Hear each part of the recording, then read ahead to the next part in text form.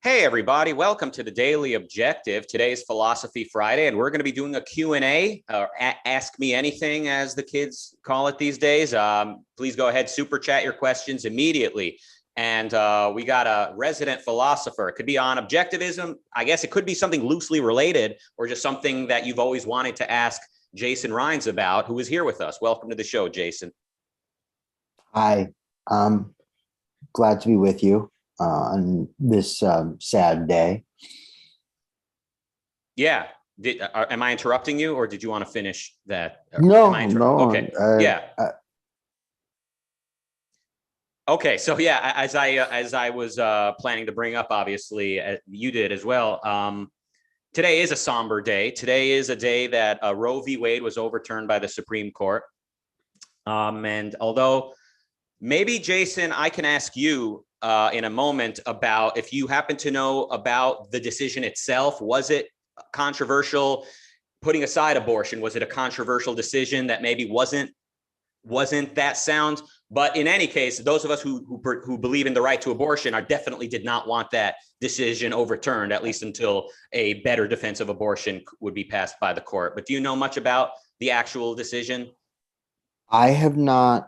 So two things. So I have not read the decision that was released today. I read a bunch of the stuff that Alito had written that was leaked previously. And I looked at some of the sort of, particularly the historical discussions of things that he cites incorrectly about views and methods in the past of aborticides and so on.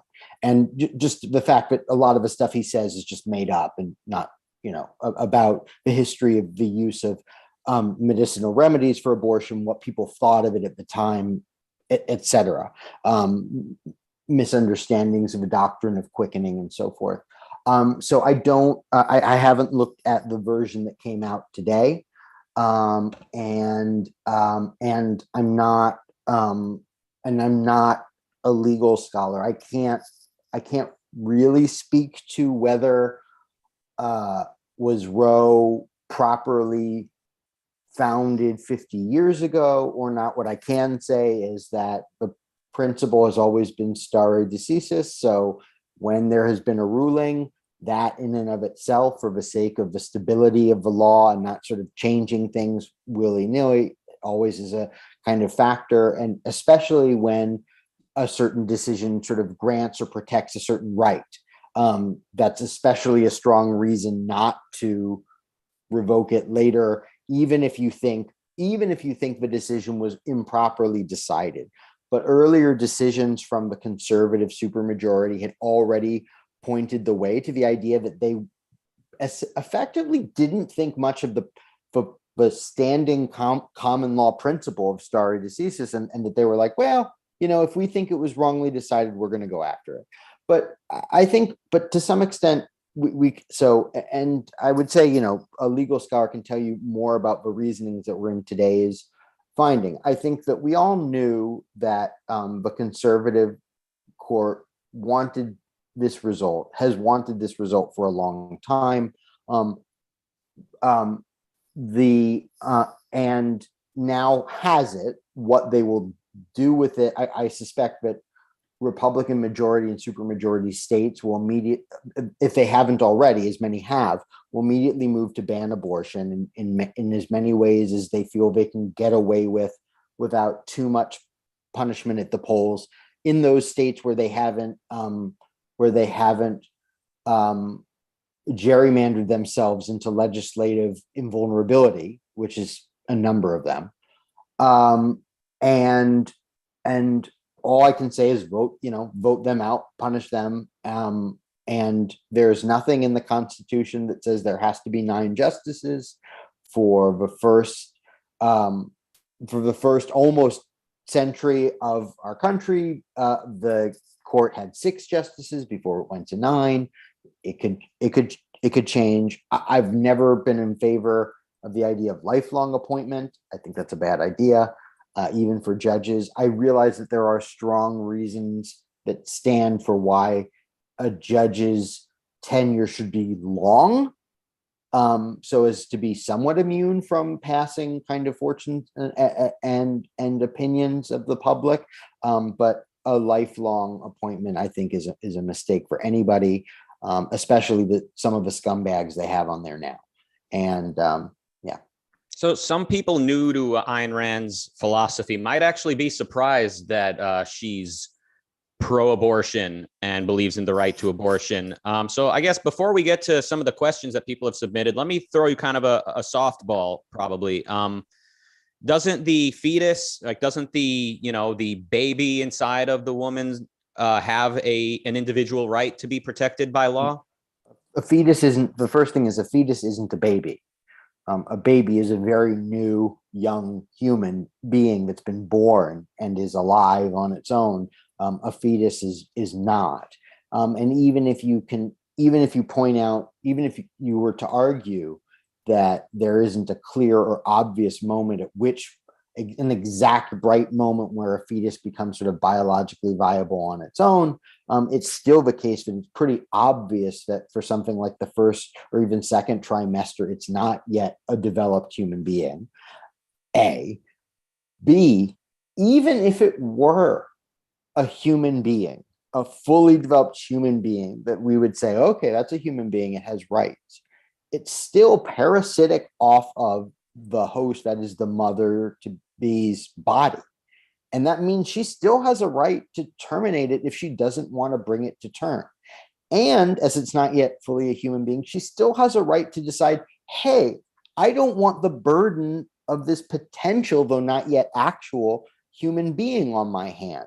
And I'm going to do a responsible thing, which is make a choice for my own life and how I want it to go, and not create a person that I don't want to raise.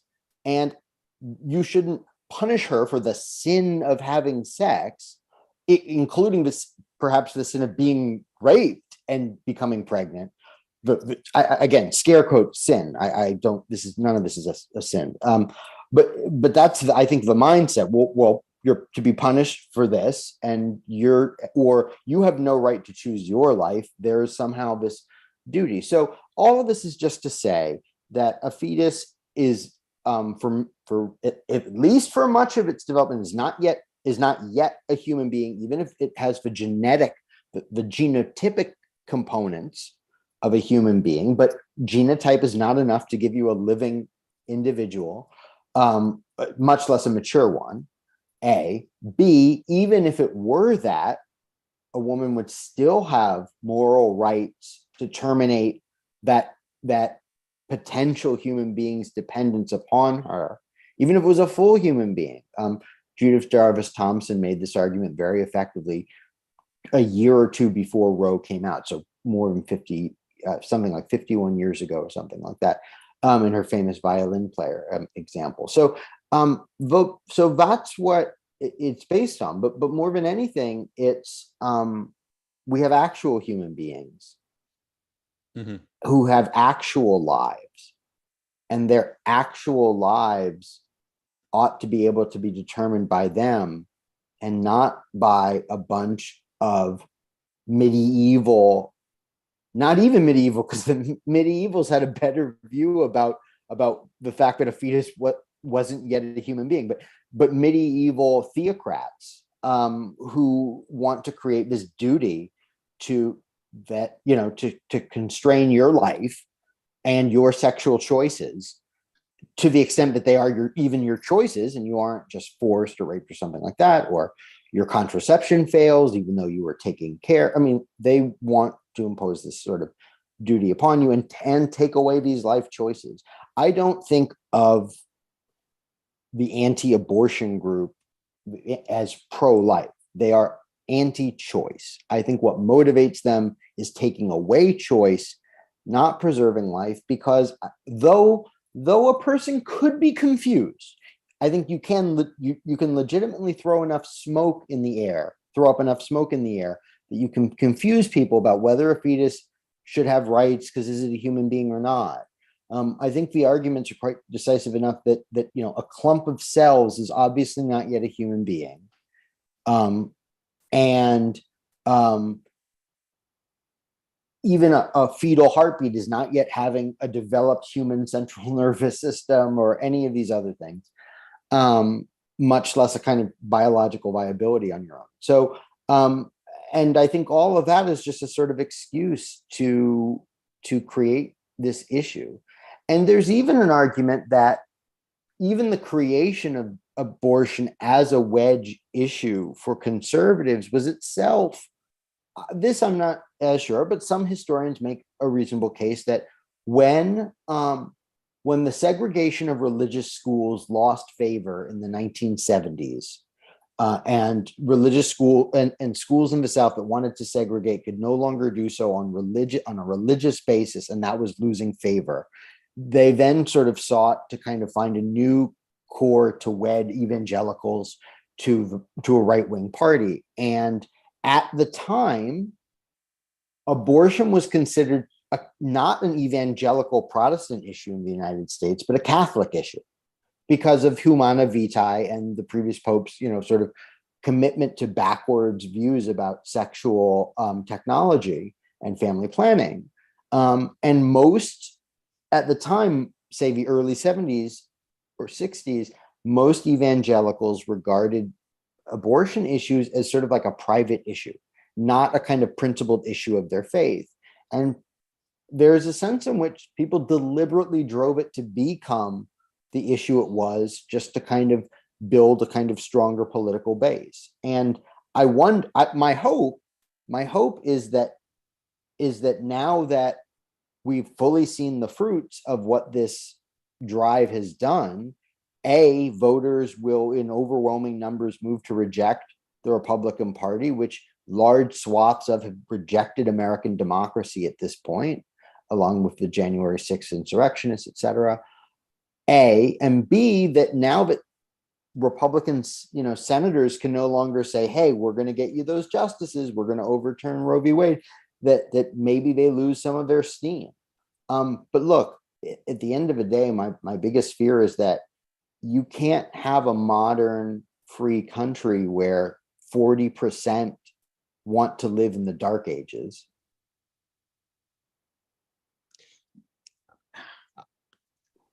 Do you think all the voters and like the average person who's anti-abortion wants to live in the dark ages, or is it more that like dark age philosophers and intellectuals have influenced them on this issue?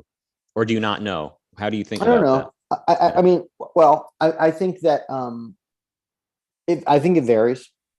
I think there are probably people who are legitimately, that is to say, that they are confused about the right status. As I said, I think it is possible to throw up enough smoke about the idea that genetically this is human and isn't that right? And then aren't you violating its rights? I think there's enough stuff you can kind of latch onto there, but you can confuse an otherwise reasonable person who's not a great philosopher, that there's a legitimate issue here. But I do think you're just confusing them, but with considerations that ultimately don't support that side. However, I also think that a great many people are in sort of deliberate ignorance about a number of the kind of facts and arguments about this. I think if you bring up the shortcomings in their arguments, many don't want to hear them. I think when you bring up, for example, many of, like, say, the historical falsehoods of Alito's case, they don't care. Some of it is dishonesty. I mean, like, just to give an example, I mean, like, I think that a great deal of what goes by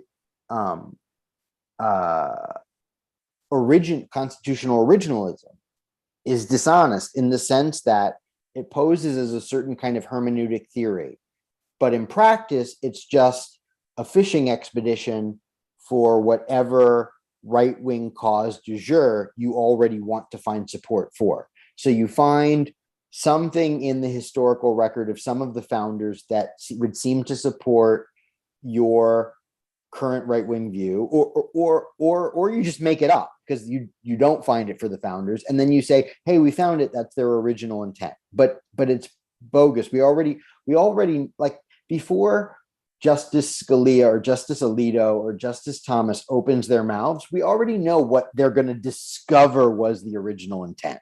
It's a game. Anyway, but back to the religious minority who is dominating the rest of the country as with the political power of a majority, which even if they were the majority would still be wrong in taking away people's rights, but is especially egregious given that they are a minority kind of holding the majority of the country under their thumb, preventing sane firearm legislation, outlawing abortion, etc. I think that if you look at certain aspects of the evangelical community, they are out of step with the modern world. And I don't just mean, take the worst aspects of a left-leaning, certain parts of a left-leaning part of the culture and say that they don't like those things. I mean, they are out of step in many ways with the project of enlightenment. They're out of step with the product of an ever-expanding kind of range of free choices that people can make over their lives. They increasingly, or at least in increasing numbers, turn to saying things like, we want to live on biblical principles. You hear them talk about like biblical ways of life, biblical principles, biblical ethics, right? Like for most of us, the adjective biblical denotes primitive, barbaric practices, not sound, wise courses of life. And for good reason, because the Bible is full of barbaric practices and values, and it was written thousands of years ago by primitive peoples, right? By the way, they might have had a more enlightened view of abortion than some of today's religious people, but that's a side note.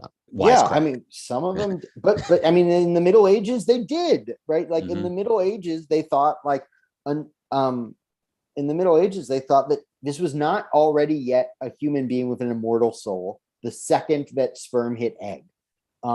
They still thought like, look, there's this organic growth and it's not yet human yet. And it won't be until the quickening, which means the livening, which is to say when you first feel the baby move on its own. And so throughout, in these historical times of original intent, the dominant view was that it was not morally dubious to eliminate a pregnancy if you safely could, prior to a stage of development where the developing fetus, developing baby, whatever, was moving on its own, a quickening. Prior to that, it just it wasn't considered worthy of moral consideration as a human being, and for, again, for good reason. So yeah, I mean, they are more primitive, or let me put it this way. They are more, or their motives, the motives of people who I think really push this ultimately are more punitive on women and more punitive on anybody who wants to live with a certain amount of choice about their family planning, their course of life, their sexual practices. So I do think, even if there are individual people who are confused about this and so on, I do think the ultimate motive for this is to destroy, is not to preserve the rights of a non-entity. It's to destroy the rights of actual people. And Bonnie, the member of the channel, is raising the issue of rights themselves. So like rights have to do with the social context, like they protect the adult individual ability to make choices and to act on their own judgment in a social context. So to say like this parasitic, potential of a baby, like this possible future person within an adult has a quote right, is sort of like at the expense of the host, right? At the expense of the pregnant lady. To say that fetus has rights, or even earlier than a fetus, whatever, a protoplasm, however you call it. Yeah. So, So in her famous argument, Judith Jarvis Thompson said, imagine you wake up after some accident and you're in, a hospital, and there is this world-class violinist, not just any person, but a person who brings a special gift to mankind. and they've hooked, and in this like last ditch effort to like throw everything at it, including the kitchen sink, they've basically hooked this person up to your life, and now they're sort of using you as a biological battery, and you're keeping them alive. They're a human being, they have a right, to exist, etc. And she says, like, look, you would have the right to pull the plug. It is not your job. It is not, you are not duty bound to be this person's to be this person's kidneys, to be this person's heart, to be this person's digestive system, even though it is a person with rights, and not only that, but like one with special value perhaps to humanity and something like that. And that's just to say that even if you think that a developing fetus is a human being, you still do not have the obligation to nourish it on your body in your womb until it is ready to come to life. Now, and here's the other thing. Though for the most part, rights are really about what adult rational human beings need to be protected to be able to do in order to function and thrive, what forces they need to be freed from in what domains. There are rights that do affect just children and sort of guarantee them a certain amount of protection and capacity to develop in the first place, when and if human beings have brought them to birth and fruition. Now here they are, and they're human beings, but they can't care for themselves yet, but you made them, so who's going to take care of them, right? Now, given that we say this, given what we say, hey, children have rights, even though they're not fully developed humans yet, and some of these rights do actually impose responsibilities on their caretakers, those responsibilities on their caretakers, which come about because they've made certain decisions not to put them up for adoption, to carry them to term in the first place, assuming that's ever a choice, which it used to be, and now in many states will not be. That responsibility has to be balanced with the fact that you have a right to not choose that responsibility. There should be no unchosen obligations.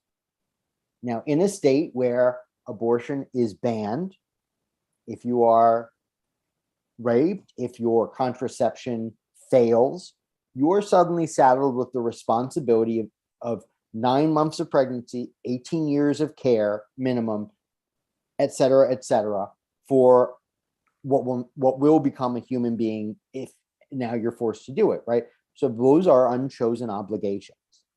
And the whole principle sort of so normally we balance the idea that there are rights that children have, which do create obligations or responsibilities on their caretakers.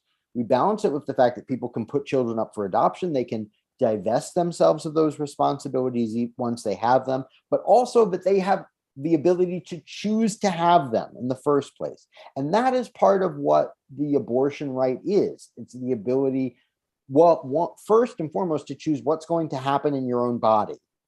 But then secondly, what's going to happen in your own life vis-a-vis whether or not you are going to make a new person that you're going to have, that default you will have the responsibilities for. Even if you say, well, you carry the child to term, you can still put it up for adoption. Like, what if I didn't want to do that? Why should I have to do that?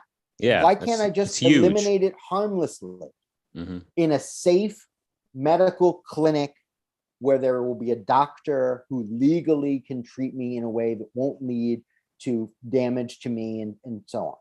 Why not? Oh, no, that's not it's enough that we're giving you the option. It's enough that you're it's so giving insulting. Me the option. Yeah. It's so insulting. They say, oh, just give it up for adoption. Excuse me. Do you know what 9 months even is? 9 months is a long time. 9 months of carrying something inside of you that your body will never recover. It's just so it's so patronizing. But I mean, are you? I don't mean to interrupt. I guess I know we're getting close to the halfway point. We have at least 4 questions that could unlock a lot more discussion. So.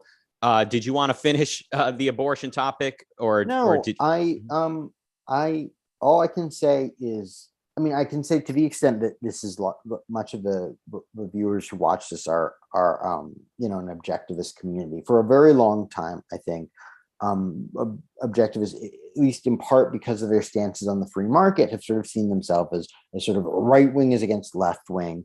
And particularly in many of the years when Ayn Rand was writing, like kind of left wing intellectuals and ideas were ascendant in the culture. And in some respects, they still are. But politically ascendant in the United States today is a highly radicalized right wing that have given up largely given up on democracy as a procedural principle or procedural organization of government, are increasingly embracing notions of paramilitary violence, and are becoming ever more sort of theocratic, or their base is shrinking and shrinking to evangelicals.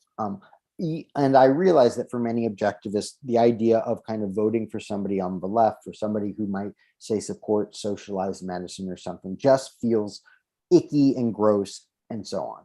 In my judgment, which is not infallible, but my judgment at the moment, in the United States, the Republican Party, the right wing, is a far more imminent and dire threat to your individual rights and to keeping America on life support long enough to build a better intellectual, cultural framework to get something better overall. I think another way to put it is, I think like the mainstream Democratic Party will kind of push for more mixed economy, light socialized stuff like they have for decades and decades, and it won't be good, right, for many things. And they're not, I think most Democratic, at least politicians, are most of them are not the most radical identity politics sort of people. Some of them will pander to certain things in identity politics, but that's mainstream in the culture at this point anyway. But I think, I guess this is all just to say that in my view, that is the lesser, by far the lesser of two evils right now. And if you want to address this, if you want to buy the United States more time, vote for the lesser of the two evils. I want to bookmark this broader topic for a full episode, because I know not all objectivist heavy hitters necessarily vote the way you're describing, but the most advanced objectivists that I've seen have been accused of, or sometimes sound like they're, like normal left leaning people, and people wonder like how can an Ayn Rand fan sound like a leftist on this issue or something like that. But I think it has something to do with the intellectual process by which a lot of these conclusions are reached, and just people who take intellect and study seriously could sometimes end up arriving at conclusions that you wouldn't necessarily get from the right. But as tempted as I am to explore this further, I do want to get to some of the questions. Yeah. So we got from Corey asking, he says, I assume that objectivism regards all knowledge as contextual. Is this correct? If so, what exactly does it mean for all knowledge to be contextual? This is one area I have trouble understanding within the epistemology. Okay.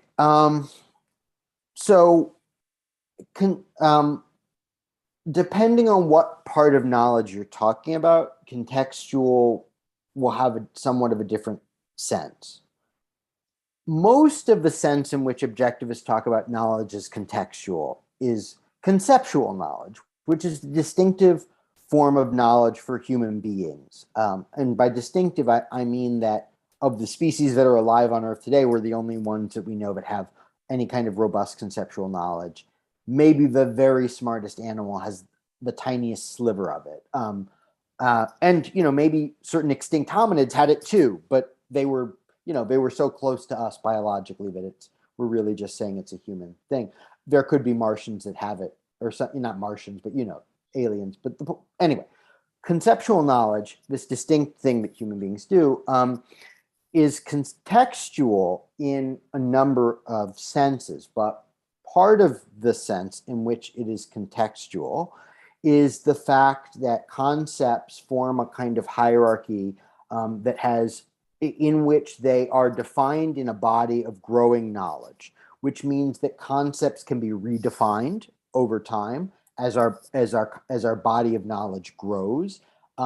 It means that which we know from one part of our knowledge is meant to be integrated and not to be isolated off or compartmentalized from other parts.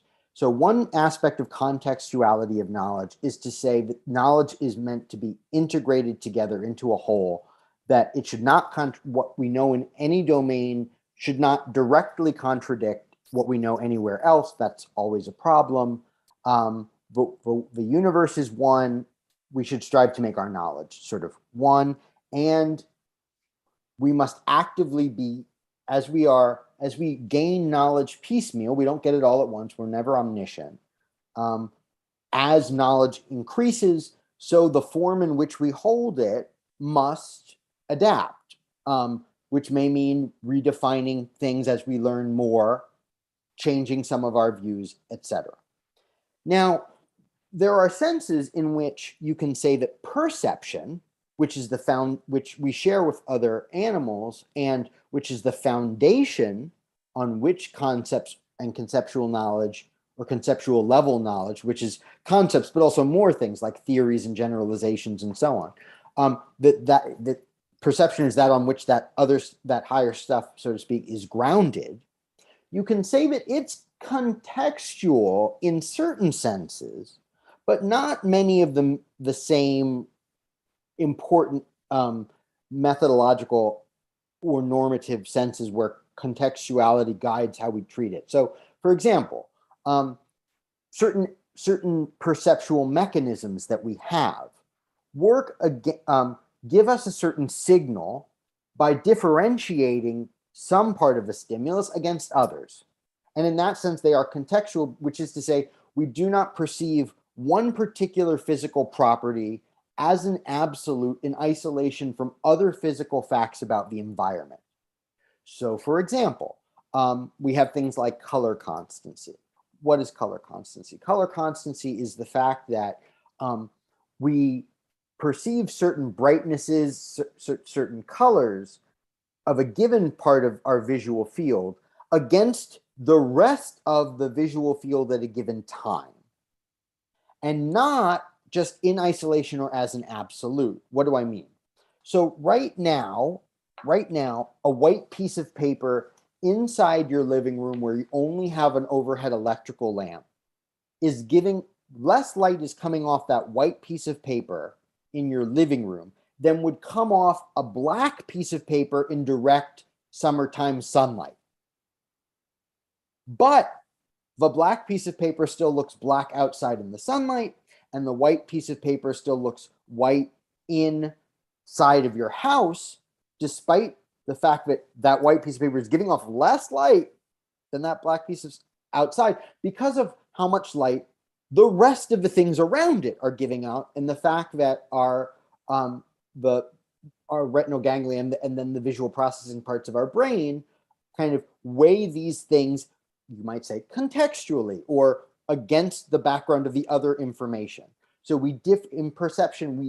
perception works on differentiating mechanisms, and to differentiate always means to differentiate against something else. So we do not perceive one thing in absolute isolation, but in relation to other things, both other things in the environment and in relation to the state of our body. So, for example, there is something that has been known to psychophysicists for a century, which is that the kind of threshold of physical differences that are required in order to experience a conscious change in the phenomena is logarithmically related to the strength of the stimulus. What do I mean? It means if there is no weight in your hand, you might be able to, you could notice, say, I don't know if these exact quantities are right, but the scale is going to be right, 1/10 of a gram,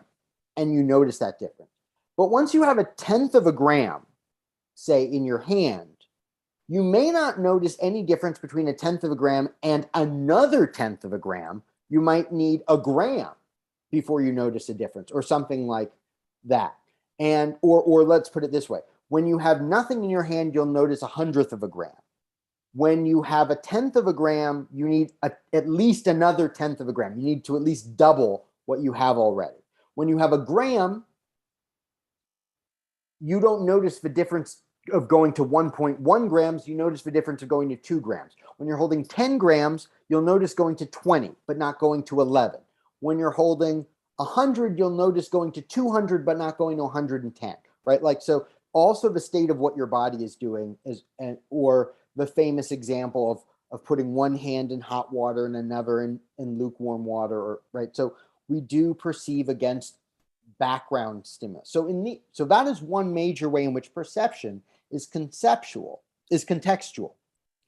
And for an animal, like, given our powers of memory, we do need to integrate what we perceive in one moment and another, as well as project into the future and look into the past. Now, for an animal, but to the extent that it can't project its future, it's not worried about sort of contextualizing its perception. But we who have that power, mainly through concepts, also need to do that. Mm-hmm. Okay, so all of this was a way of saying that the contextual nature of knowledge means something different when we're talking about perception and all of our higher knowledge. It means much, much more in terms of what the significance is for but how we hold knowledge. It means a lot more when we're talking about concepts and up level knowledge. And what does it mean? It means integration. It means open-ended concepts, meaning concepts are going to keep growing and being redefined against a growing body of knowledge. It means holding, so some of those things. Open knowledge and concepts, especially being open-ended, the need to integrate in ever wider and wider areas, actively trying to integrate the different parts of our knowledge, because that doesn't happen automatically, and so forth.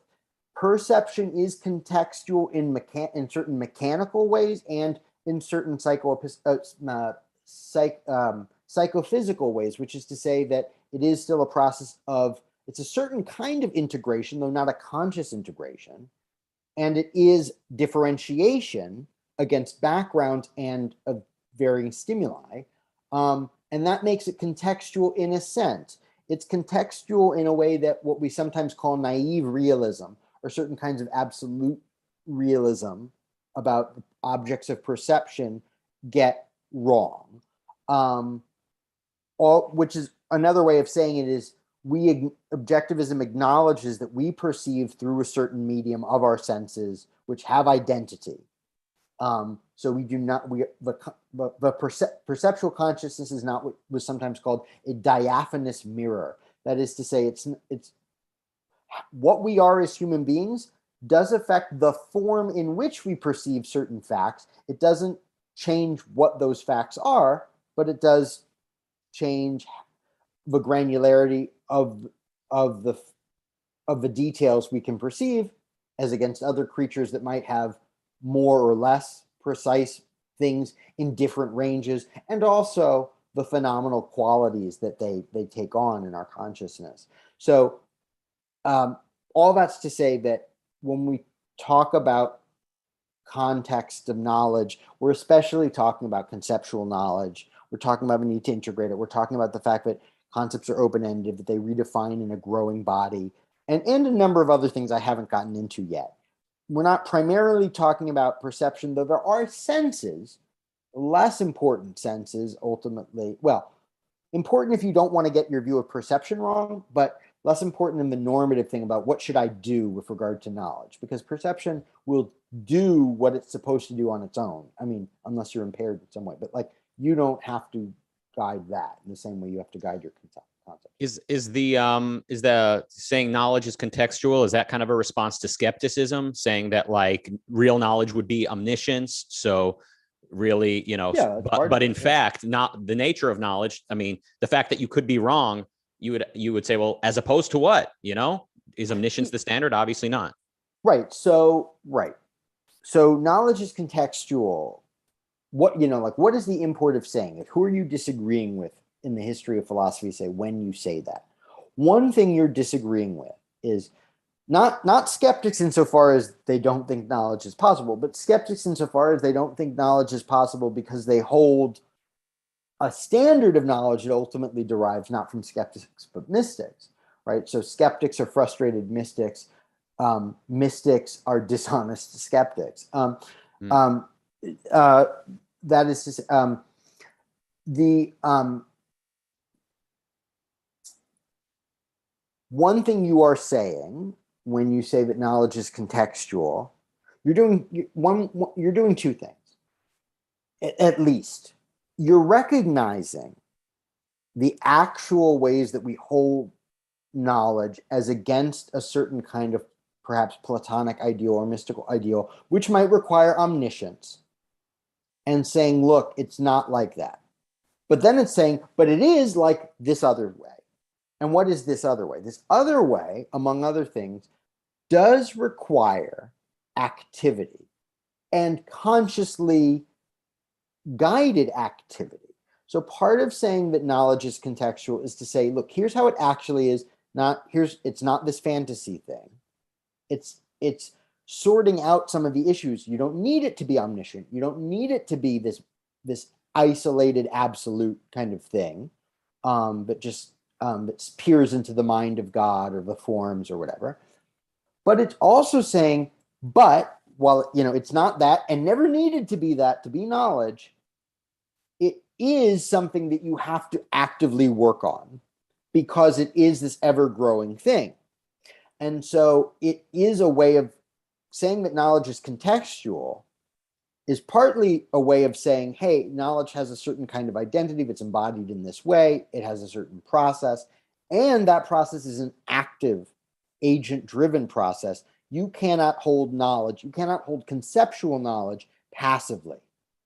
Because many of the views, whether on the skeptic or the mystic side, in a sense, think that knowledge, if there is such a thing, ought to be, in certain respects, passive. And the objectivist view is that no, it is this ongoing active process you have to manage, because to keep it going, to keep it working, you have to, it's a little bit like when you stop living, you start dying. When you stop integrating, you start not knowing. You start losing knowledge.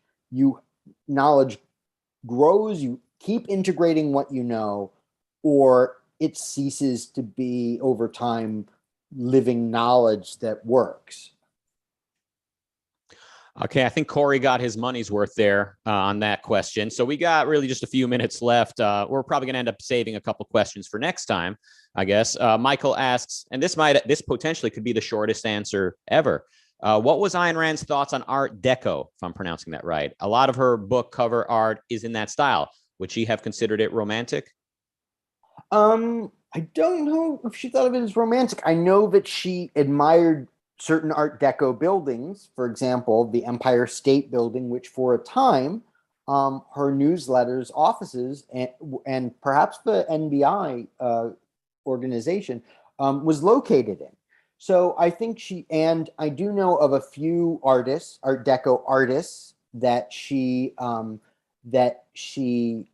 admired. I'm trying to think.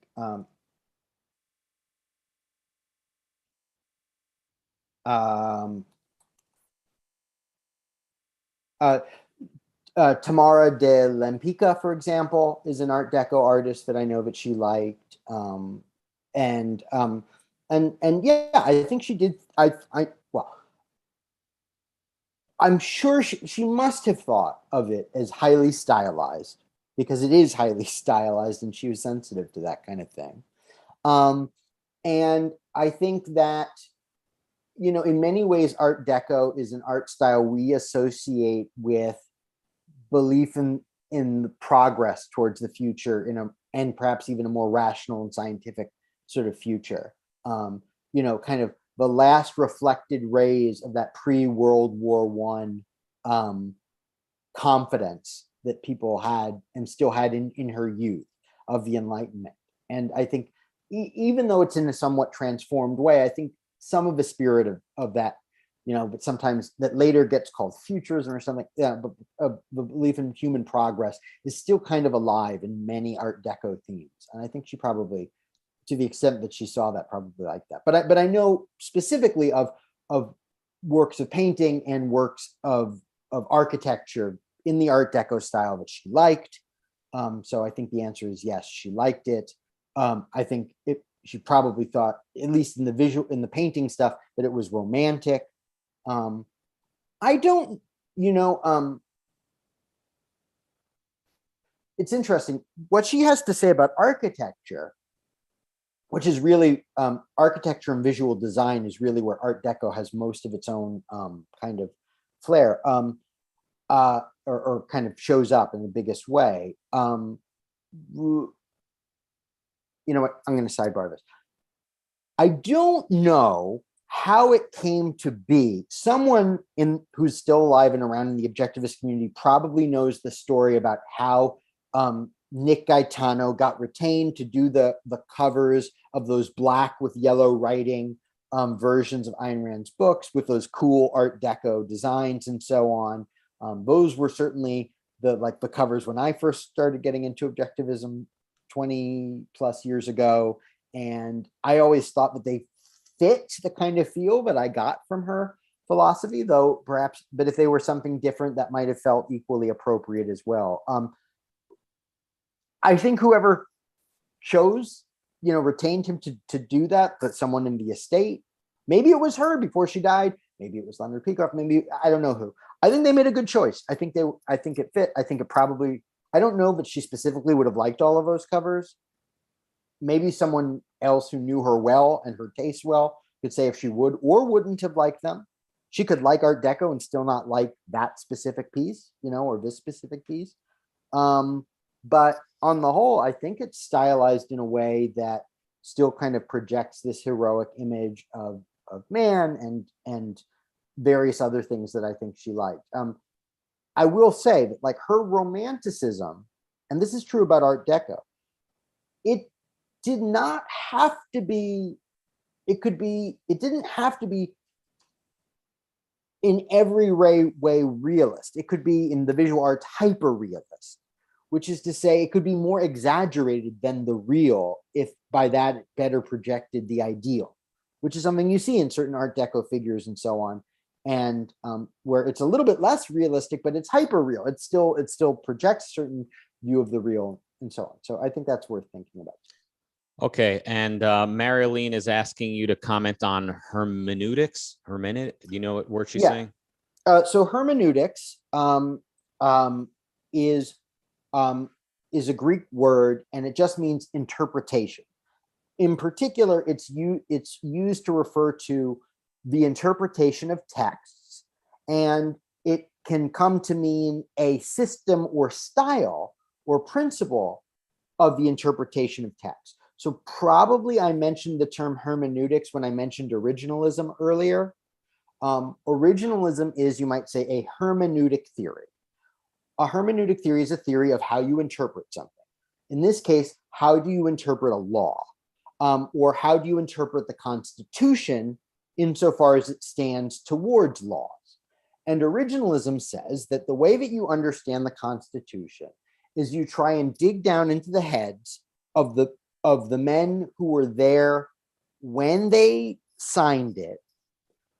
And then not only do you kind of try to understand at a conceptual level what they kind of thought, where they may understand it in terms of the same concepts and the same moral principles as us, though they had different particulars because they lived in a different technological age with different manners and customs. But actually, you go down to the most concrete bound particulars of how they saw it. So you want to understand cruel and unusual punishment? Well, if Thomas Jefferson thought that it was okay to hang a horse thief, that tells you what cruel and unusual punishment is. Never mind that like what it meant to steal a man's horse was very different in those days than what it would mean now. Like, but we just look at the particular. And Tara Smith has written some very nice stuff about in particular the kind of way that originalism is a concrete bound mentality, in the sense that you don't think of what you're looking at in terms of concepts. You think of these things very much in terms of these concretes. But that would be on paper, the hermeneutics is, if you want to know what this part of the Constitution means, go look at the founders. Now, here's the thing. Some of it, like, that's not crazy. That's not a crazy theory of legal interpretation. I mean, for example, I think you should look at English common law that was in the background. I think you should look at our records of the Constitutional Convention and the debates they were having and try to understand some of that. And some of that will give you a notion of intent. And intent is one, though not the only, important factor to consider when we try to arrive at an interpretation of the text. Some theorists of text, of meaning, think that though the author may have a specific intent in mind, he or she leaves to us a written object. And a written object outlives the life of if it's preserved, outlives the life of the person who wrote it. And frequently outlives the ability of that person to preserve for us the details of their intent over and above what a reasonable person could draw away from the text itself. Which is to say that you can tell us that your intent was X. But if the text that you leave us leaves a reasonable person unable to firmly decide that you intended X rather than X plus Y or some other thing, Z, then it's in vain to say that, well, the intention was this. Surely that's how we have to interpret it. Well, no, the intention might have been anything. We have to interpret it based on what they leave us. And what they leave us can be informed by what we know about their interpretation, assuming that isn't contradicted by what is actually left to us, and because knowledge is contextual, how we then have to understand and apply that in our context of knowledge. Okay, now I'm reluctant to ask one final question. We truly have just a couple minutes to spare. This question is asked. Brief. It's asked somewhat rhetorically, and it relates to today's earlier discussion. Roland asks, the current right is anti-markets, anti-trade, anti-immigration, anti-abortion. Do we have anything in common with them? It's anti-left. That seems to be their primary argument. But honestly, they don't deserve it. Another way to put it is, there are good reasons to be against certain things on the left, and then there are bad reasons. Or you can come from an honest and true context, or you can come from a context that is false and honestly know better, right? So, like, look, if you reject woke identity politics because you're a racist, I don't have your anti-wokeness in common with you.